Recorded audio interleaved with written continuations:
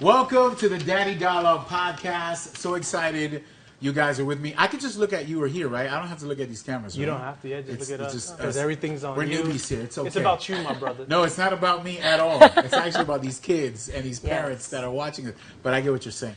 We are inside his city barbershop in Hollywood, Florida. Let's give it up for the barbershop. Look at this. Look at the lighting. We didn't have to set up lighting. We have to do This that. place is top notch, a okay? preset. You get a great haircut, great attitude. They might even give you the gospel up in here. There's some really good things that happen here. I'll tell you more Shaved about. and saved. Yeah, there you go. Hey, they might steal that.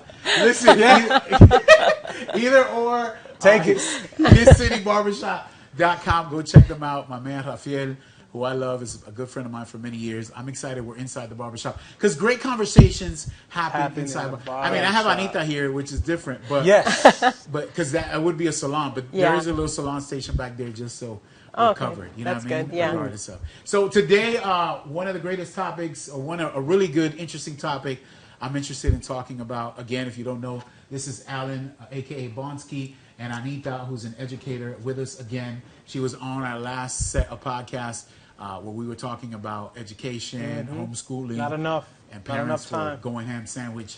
But it was a great response, and I was like, why not, Allan? Bring back Anita. Might be the resident. You never know, son. You know what I'm saying? The addition, You never know, son. You never know. So today, I'm going to be talking about a really troubling situation I've been dealing with. And then I realized that more and more parents are dealing with it a lot. Yeah. And last time we were together, I remember you mentioning it sort of saying how complex it was. And today we're going to be talking about bullying and how you can be equipped to fight some of the bullying when it comes to your kid being bullied at school. And I'll tell you this, and I'll be very transparent because this is happening to me. I'm living it at the moment. So it's not just something I researched and found out. I'm actually living it, going through it, asking God to guide me through it, and then utilizing tools in the process. So the idea is to talk about bullying, give you some stats, give you what it is, and then actually give you some tools to use if you're dealing with it as a parent. And so one of the things I've dealt with that has been extremely hard is seeing the face of your son being defeated as he's dealing with a bully daily at school. And as I did more research into it, started to really realize what bullying is extremely complex compared to what it was a long time ago. Yeah. And that's why I have Anita here, Allan, because she deals with it to a degree with certain students. Yeah. And so I think her perspective would be great because she's in the classroom. She's seen it. Last time I think you told me that now bullying is different. It's not so cut dry like, just some kid beating on you, Allan. Yeah. It's more like it's happening online. It's happening in video games. It's happening in so many different places. And as I dug deep into it, I want to be honest, guys, it was a little disheartening, a little discouraging, because the data is pretty crazy, one. And two, I'm not sure if we're able to cover the mass amount of complexities when it comes to trauma, when it comes to dealing with bullying on a constant basis. And so, first of all, for people out there, because I want to sound like I'm not a professional, but I do want to make sure that we cover what exactly bullying is, because now it's a little more complex and the definition changes up a little bit. And so we tackle it. I'm not a pro, but I do have a teacher here, which is great because she has some insight that us as parents probably don't have or get to see. I dealt with bullying when I was a kid. Did you deal with bullying at all when you were a kid or no? To a small extent, but I was more of the bully's bully. Oh, so you came back at Yeah, because I didn't like seeing that. Yeah, so it sort of got you to go back at people. Anna, you never dealt with bullying at all? Yes, you did? yes, I did. Okay, Yeah. were there hands thrown or you just kept it holy and let yourself get hit? Fortunately, I was this tall in 5th grade, Ooh, so they didn't actually go through with it because I could just threaten that I would get violent. Yeah, but because I was tall, so you were taller than most girls in your age in school. And boys, yeah. Okay, and then you sort of slowed down. And so the boys started catching up end of middle school, high school. So then I started looking normal. Okay. But before that, they thought I was an adult. So they left you alone. Yeah. So you were put on the front be aggressive. Yeah. I was born 11 pounds, 2 ounces. Oh, so, you were a big baby. Yeah. So as a 1-year-old, I'm this big. And then in pictures, I was like, how old was I there? They're 1. I was like, God, wow. Yeah. They were feeding you well. Yeah. Yeah.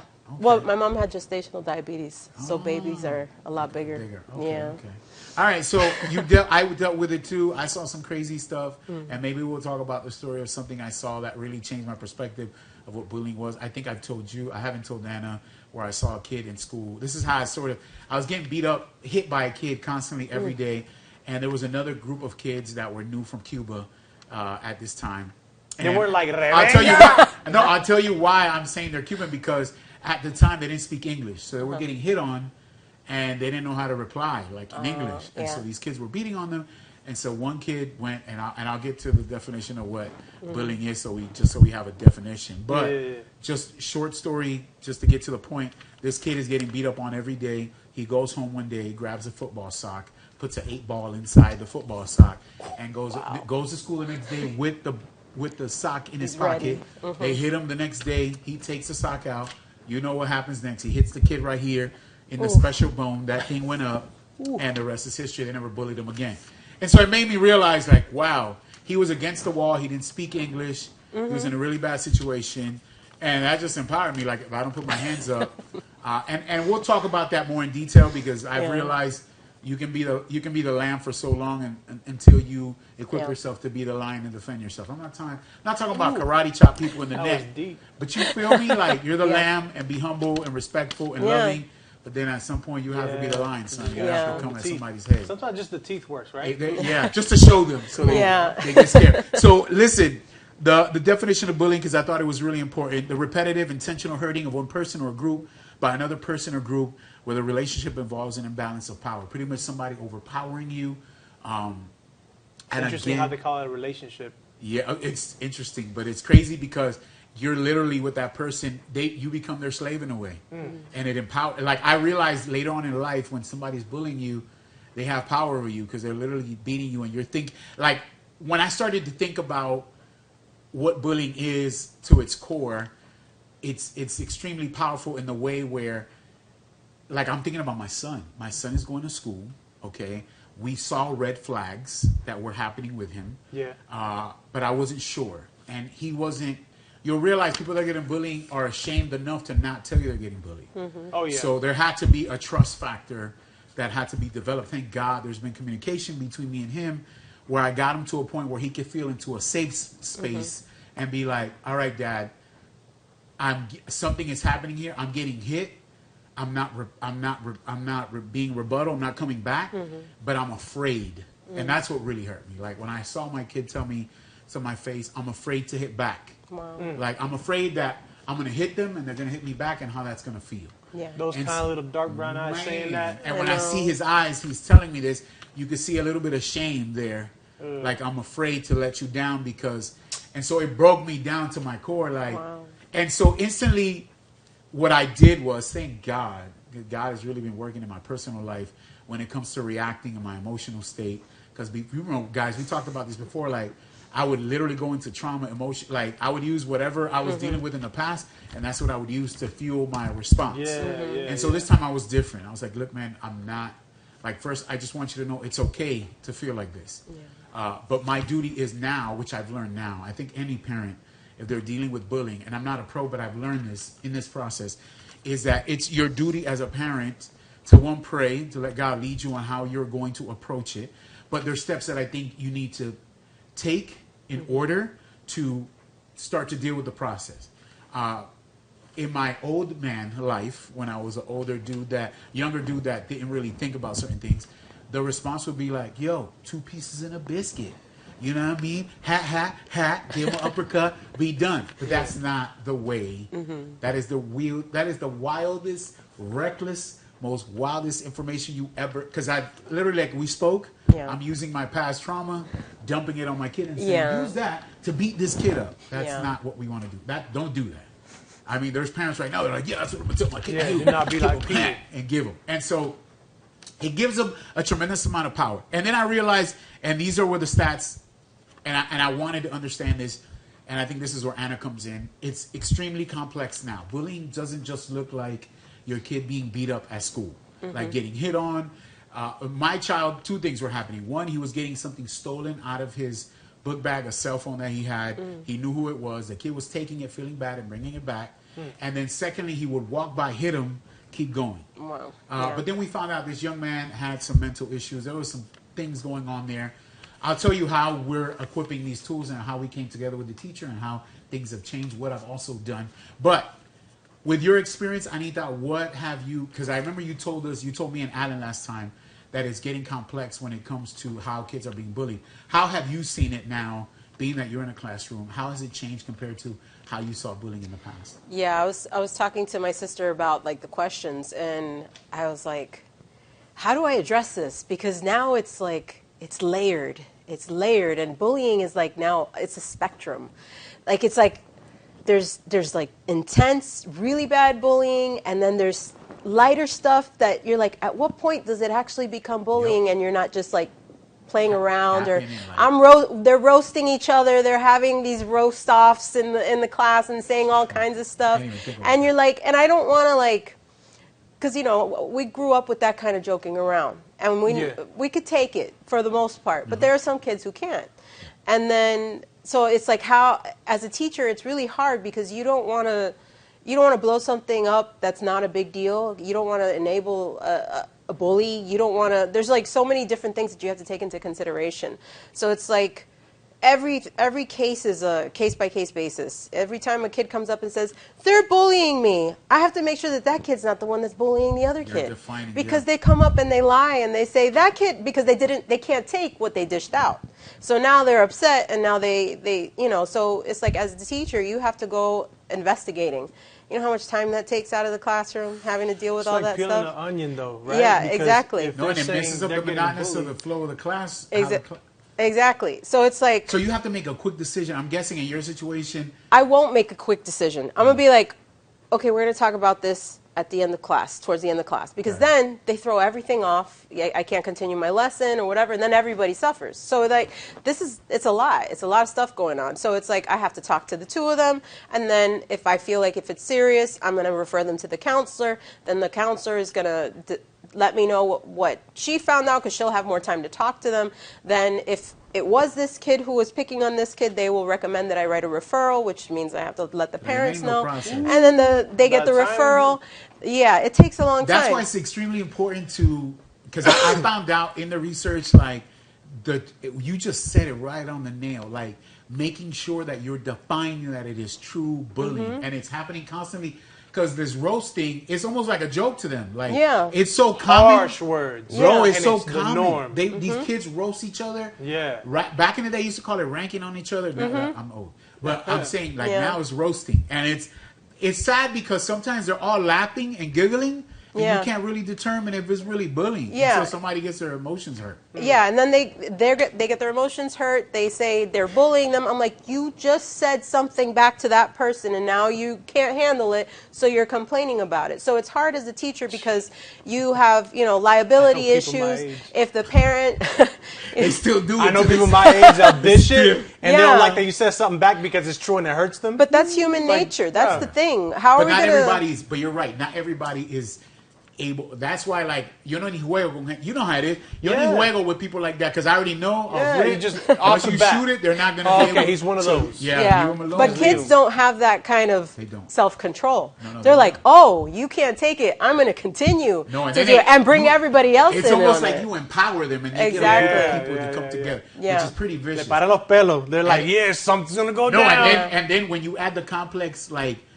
When you add the part of it, like phones being involved. And we're gonna shoot a video. So then after the classroom, they have pictures that they're taking of each other, sneaking pictures. And then they're like, he took a picture of me. And then it's really hard to get access to the phone. How are you going to go back into the phone, find the pictures, and then they post them in their little...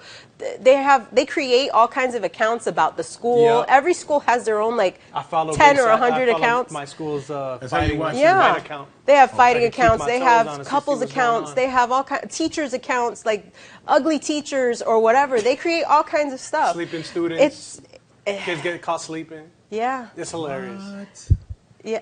Or so terrifying. For this matter is not good. So you see how it's so. That's why I said it was almost extremely disheartening to be like, how can we constantly, like, this is so much to cover, and there's just no way. It's so big. So we're gonna try to narrow it down, get to the point.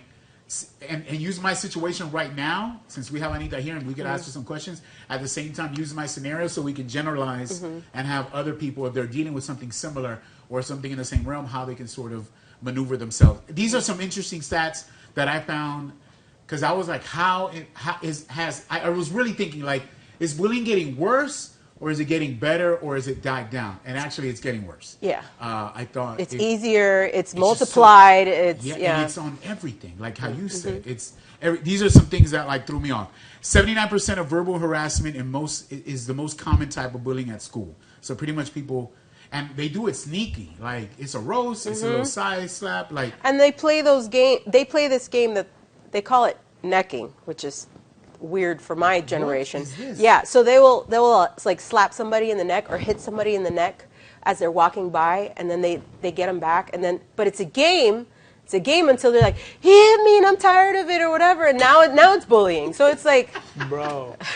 Well, my son. Oh my God, I don't even want to say this to you guys. He does this thing like a sliding. Oh my God, my son does it constantly.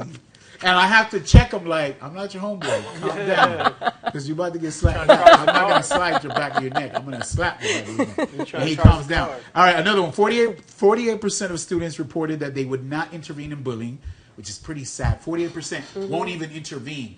And the numbers drop drastically with just one kid intervening. That means how you were saying in the beginning that you didn't like that when you saw people bullying. If more people did that, the numbers drop drastically. Because if a bully sees another person intervene, all of a sudden they're like, okay, I can't. Let me calm down. Like, because there's no crowd to get them hyped up to keep going. There's no gasoline. But sadly now, between phones and other kids just jumping to laugh and giggle, being part of it, it just empowers them even more to continue. Because they feel enraged. They feel like, oh, now I got power. They're watching me. This is going to be on social. I'm going to roast you. And then people going to like it. Or if I get a video, I'm going to be cool because I caught the video of the fight or whatever. It's so crazy how and then that it comes works. and goes, so they keep chasing that. I think the easiest thing for any bully or any kid being bullied is just to be silent and quiet. Like it's just. But that's easiest not. way. No, it's not good. It's not good. But I'm telling you, it's what I'm dealing with now. It's taken, and we'll talk about the tools in a second. When I said the numbers dropped drastically, 57% of cases when bullying stops when a peer intervenes. When pretty much another kid intervenes, like how you were doing with you didn't like it, 57%, more than half drops the percentage of bullying. So imagine if it was just if this is a kid watching it or someone's kid and they just saw bullying and intervened, the numbers start to drastically drop. But so many people either want to be a part of the bullying, so low key laugh, take out their phone, than actually saying, nah, I'm not really rocking with that. I'm going to jump in, which is pretty sad. I'm going to be honest. The fact that I saw my kid, I went through life really believing, and I think a lot of parents do that too, I had to sort of fight myself out of bullying back then. Like, no one gave me a pep talk and was like, all right, Nito, this is what you're going to do. It was like I felt against the wall. If I don't defend myself, they're going to keep hitting me. And so then I had to start throwing hands. And so that's what happened. That is not the way to go. But back then, I had no other option. One of the most disheartening things that I dealt with was really trying to make sure I processed how I would deal with the bullying that my son was dealing with. And after prayer, and then something you said, Anna, which was making sure that we defined clearly that it was bullying, which we did. Because after I kept asking my son, and do this with your kids. I was like, is he doing this constant? Did it just happen once? Is it? And he was like, after a couple of asking the same question, yeah, Daddy, it's happened more than once. And it's a little aggressive. And he's not just hitting on me, he's hitting on other students. And so that I was like, all right, stamp of approval, this kid. How long had it been going on? I think like 2 months. Okay. Wow. But what threw our red light up was that I gave him a cell phone that he has, and it's a trial. So it's like if you graduate from the cell phone, you don't get in trouble, you keep it where you need to keep it. Then one day he didn't show up with the phone. And I was like, where's the phone? And he didn't say he didn't have it. My wife was like, where's the phone? Oh, it's not there. Then all of a sudden the doors opened. And then I was going to lose it because I was like, I told you, homeboy. Yeah. Either you took how did that kid know the phone was in your book bag? You never took it out. Yeah. So that kid went into his book bag during a recess, took it, stole it, took it home, and he's done it like 2 or 3 times. But the crazy thing is the kid feels bad and brings it back the next day. So there's good in them. Yeah. It's funny because at the moment, I had lost it. My salvation was going to be gone. I mean, there's good in all types of kids. You know what I'm saying? But if he's able to bring it back, that's he a greater sign than usual. Back in the day, ain't no kid bringing back no phone cuss. Yeah. They come back in the same bike, but painted that they took from me. It painted. Yo, you got a bike, G? What's wrong? What bike? What you talking about? Right. And so to me, like, it was really important to define that it was bullying. When we realized it was that, then the next step was like, all right, we're going to connect with the teacher. Yeah. So we sent an email, and after talking to some friends and some other teacher friends, they were like, talk to the teacher. If the teacher's sleeping and doesn't react, then go above to the principal. If not, school board, bang, bang, bang. But I was like, I had faith. I was like, Lord, you're going to guide me. This teacher's going to be dope. And so I sat with the teacher. Not going to lie, I had to literally pray before we got into our session to sit. Because in my mind, I was already thinking negative. Like, this teacher doesn't care. Yeah. This teacher doesn't really. You know, what age group again? Huh? What age group? I teach middle schoolers. So they're a little older because my kid is 9. So I'm just, Lord, let me calm down because I'm heated. I haven't even sat yet. Because I'm walking into the conversation defensive. Like, she's going to say something I'm not going to like. And so I prayed. Yeah. We get into the meeting and it was totally opposite. Totally opposite. The first thing this teacher did, which I think was important and really showed me a lot, is that she gained the trust of my son in conversation. And she said, Josiah, we're in a safe space. It's just me, you, and your dad. Anything you say in this space won't be uttered to anyone else. I won't tell any other students, but I need you. And so it took him a couple of times to hear it. Yeah. Or eventually he put his defenses down and he was able to talk and say exactly what was going on. And so I wanted it to meet or match what he had told me privately. It did. So I was like, all right, cool. He's saying he didn't switch up or say something different. So I was like, all right, cool. We can rock with this. So he starts opening what's happening. And so what the teacher did, which I was really intrigued about, she's like, these are the steps we're going to take. We're going to confront this, this, and this. We're going to move the student to this section. We're going to make sure in areas where you're by yourself with him, there's teachers that are aware of what's happening. We're going to make sure that you're not put in a position where you're either going to get hurt or you can defend yourself in the process. All right? And then the best part was she says, we're going to try these 3 steps. If these 3 steps don't work, then we'll take it up a notch to this, where I have to sit down with his parents, blah, blah, blah, blah. And so I was like, wow, I didn't even know. I thought she was going to give me some lame old line or be like, oh, he's being bad in class. That's what I thought that's what was going to happen. So that intrigued me. And then I think she really took detail to how she was going to know. I felt at peace with it. Like, I was like, wow. I had never walked through this, and walking together with it really impressed me. Like, plus, she's a young teacher. We have a great teacher. Miss Lucas is awesome. Okay? I don't want to put her name out there, but she's awesome. Not every teacher is going to be that way, so that's really good. You're blessed. Yeah, she was. Because some teachers she's are very beat up. organized, able to like really figure out the points where he can be vulnerable and to attack those things and make sure that he's protected. That's really. So she to cares. me, that was the part that I think was extremely important, and it showed me like there was steps. But this is the most pivotal part, and what I'm going to tell parents here. God clearly explained to me, like, okay, you took that step. What are you going to do to equip your son, regardless if a teacher is not there, if another student is coming, if whatever. And so after sitting down, thinking about it, we were like, all right, I'm going to take him off basketball because he was doing basketball for the time being. And we're going to put him in some kind of self-defense class. Not so he could be beating kids up, but so there's some discipline, some defense mechanism, some confidence building. Because I feel like a lot of the kids that are dealing with bullying, it all really starts with identity and confidence. Absolutely. It's nowhere there. Yes. A bully knows who they can pick on. Exactly. They see, okay, you're a little low on the self-esteem, you're quiet, you're shy, Posture. you're easy target. You know, I know you're not going to retaliate. You don't look like strong enough, like you're going to hurt me. So I will engage. And so that's what I realized more than ever, that bullying starts there. And so I was like, okay, how can I equip my son to not just be a lamb, but be a lion and defend themselves if something comes? And I knew that the way that I could do it, because we can sit here as parents, sometimes we try to use our old experience and we use our old trauma and be like, well, you're just going to throw your hands up. You're going to throw it right here and uppercut there. You're going to go. And this real hood approach to how we want to deal with our children. And I was like, no, I got to build his self-esteem up. I have to build his confidence up. And I know words of affirmation. Like, I know all this combination of things, especially with prayer. All these things together are going to get him to a point where I kept saying, son, listen, all I can do is equip you. Because there's moments I'm not going to be there. Mommy's not going to be there. We're not going to be able to defend you. And at the end of the day, regardless, when you get older, it might get harder. Like there might be kids that'll come at you a whole different way. And I'm not saying that I want you to be throwing hands or drop kick a kid.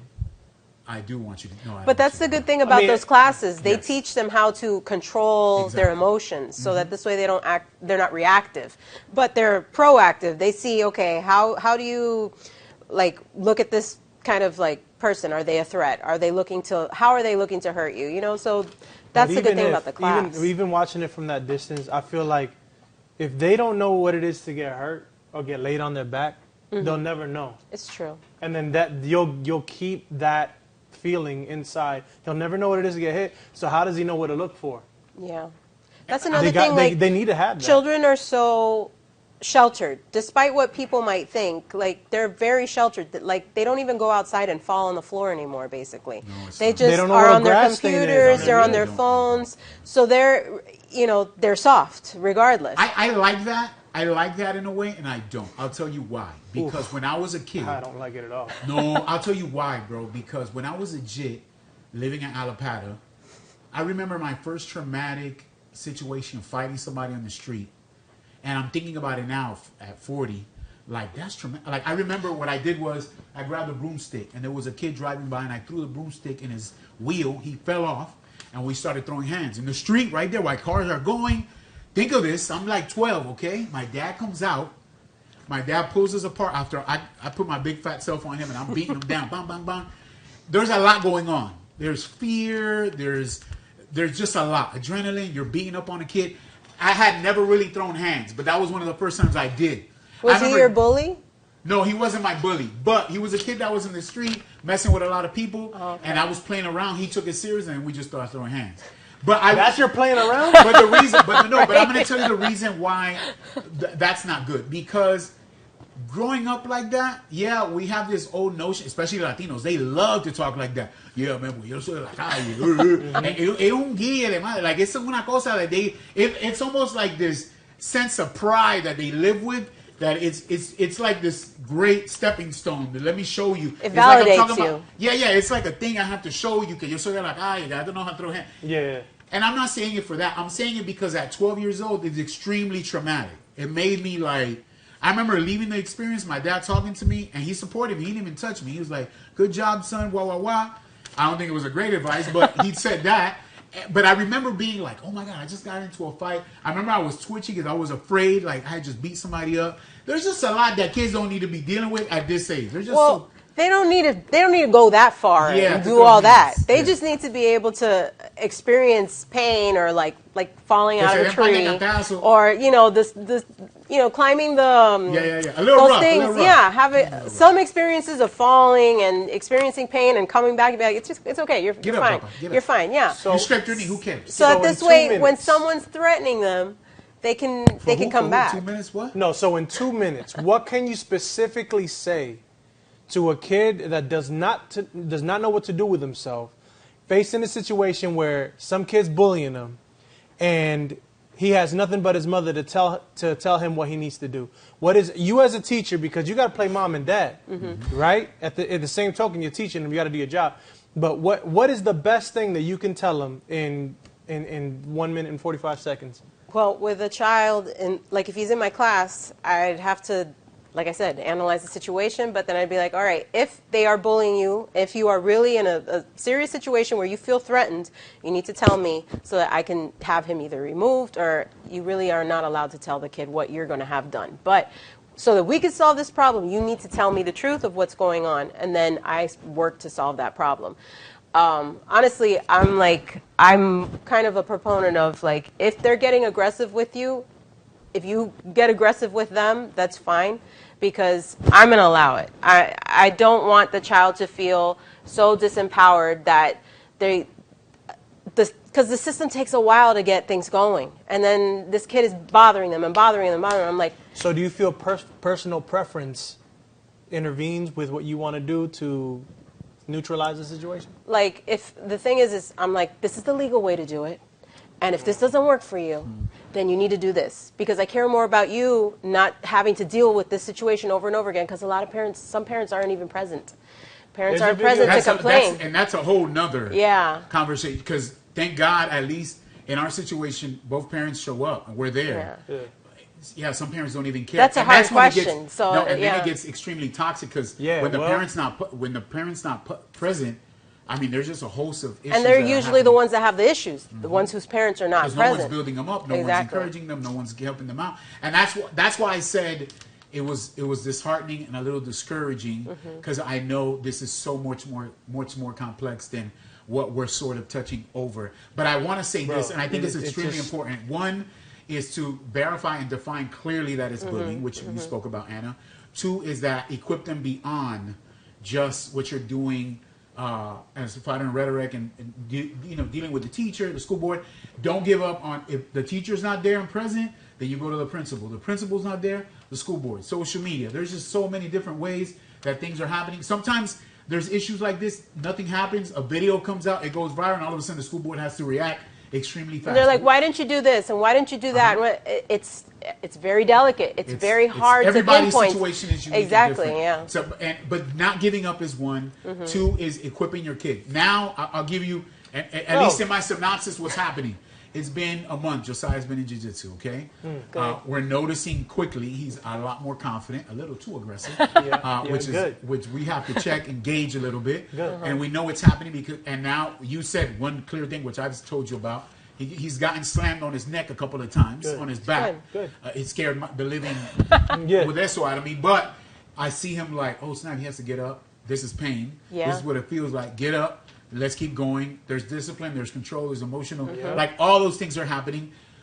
We're still in process. So I won't know 3 months from now. They told me, give me time. It's going to be a process. But I feel more at peace that if somebody comes, he can be, because my son is really nice in certain ways. But I think it's too nice sometimes. And so like there's a gauge of son and his sensei tells him like, listen, this is not to beat kids up. You got to be controlled, but it's to defend yourself if something happens. So it's not giving up. It's defining what bullying is clearly. And thirdly, equipping your kids outside of just the realm of, because in life, they're going to deal with certain things. And I'm not saying every kid needs to go to jiu-jitsu or do whatever. And the world is getting more dangerous as we speak. So it's like walking down the street, you don't know, you could get attacked. You can, especially women. Women should be preparing themselves in that way too. Exactly. Because we're only talking about a boy here, but girls deal with the same thing. And it gets so complex. And girls are getting much more violent in school now than ever before. So it's like, Yeah, because they feel like they have something to prove. I always recommend jiu-jitsu. I tell these kids, I'm like, take jiu-jitsu. Get into some kind of like martial arts and get yourself ready because people are going to be, kids are losing it. And it's a scary world right now. Anna, lastly, from your end, and we'll end here, and I'm sure we'll have to come back to this again because I feel like there's just so many more layers that we could touch on. Absolutely. And there's so many other things, Allan, that I think we can definitely use Anna for. Anna's great. So she vibes it out. This in town too. Contracts in the mail. Yeah, it works. It works great. Anna, and I think Allan gave a great question, which was what you could do in a minute.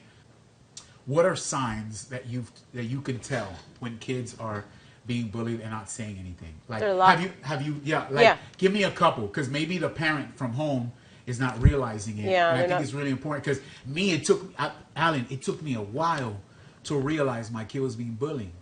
And it's not always what we see in a movie where they're depressed and they're sad. They can hide it well. They can laugh. Everything can be normal. And at school, they're being bullied, bro. Like, straight up. Yeah. And it's torture when you think about, because I tell my son, like, it has to be daunting on you to be stressed. As soon as you get to school, you're thinking about the bully that's going to hit you. Yeah. It's like you're a slave to them. And so, like, I wanted to make sure from my end that what are signs that we can be looking at? So being withdrawn. I mean, the depression thing is big. So like being withdrawn, not wanting to come to school, pretending that they're sick. They're like, I don't feel good. I want to stay home. Right. Or if they're they call all the time.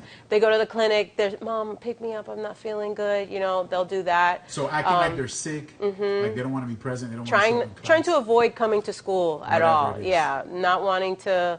not as excited about things that they used to be excited about, or they're just very now like on their phones all the time, like maybe a little too much than usual and stuff, or Trying maybe to disengage from their what are they patterns. saying? What are they drawing? Maybe they're drawing darker things, or they're just like saying negative things about themselves. So I'm saying it's so Yeah. complex. There's so many, and I didn't. But if you look, it's there. Yeah, it's there.